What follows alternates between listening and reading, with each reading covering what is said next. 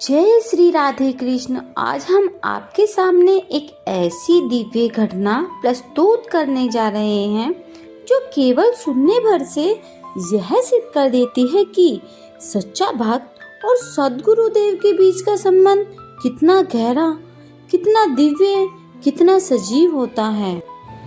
राजस्थान के प्रतापगढ़ की एक बेटी दीपिका पिछले लगभग 20 वर्षों से बिस्तर पर ही जीवन व्यतीत कर रही थी। शरीर का निचला हिस्सा काम नहीं करता था, परंतु आत्मा में भक्ति का दीप जल चुका था। बिस्तर पर रहते रहते ही उसने पूज्य प्रेमानंद जी महाराज जी के प्रवचन सुनना शुरू किया। उसने माला जपना प्रारंभ किया, भजन गाना प्रारंभ किया, निकुंज लीला, कुंज लीला और निवर्त कुंज लीला का गहन अध्ययन किया।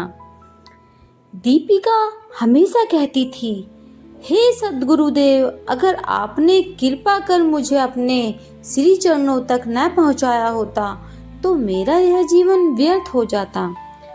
परंतु उसकी एक अंतिम इच्छा रह गई थी कि मृत्यु के पश्चात कम से कम एक बार पूज्य महाराज श्री की दृष्टि उसके शरीर पर पड़े और उसका अंतिम संस्कार श्री धाम वृंदावन में ही हो।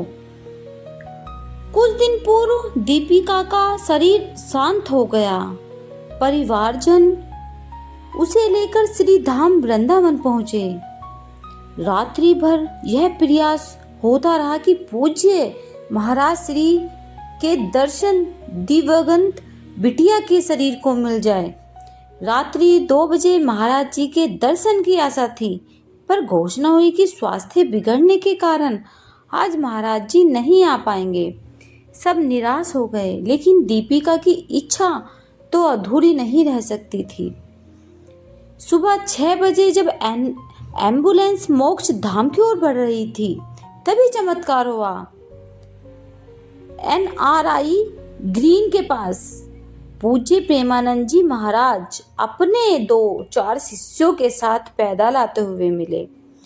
एम्बुलेंस रोकी, दीपिका के दिव्य शरीर को बाहर निकाला गया। पूज्य महाराज श्री ने अपनी दृष्टि डाली, चुनरी उड़ाई और आशीर्वाद दिया, इसे किशोरी जी का धाम प्राप्त हो। यह घटना सिद्ध करती है कि सच्चे भक्त और गुरुदेव के बीच का संबंध सांसारिक नियमों से परे होता है। ठाकुर जी और गुरु अपने भक्त की अंतिम इच्छा को भी अधूरा नहीं छोड़ते। कभी कभी सारे नियम बदल जाते हैं, क्योंकि भक्त का प्रेम ही भगवान और गुरु के लिए सबसे बड़ा नियम होता है।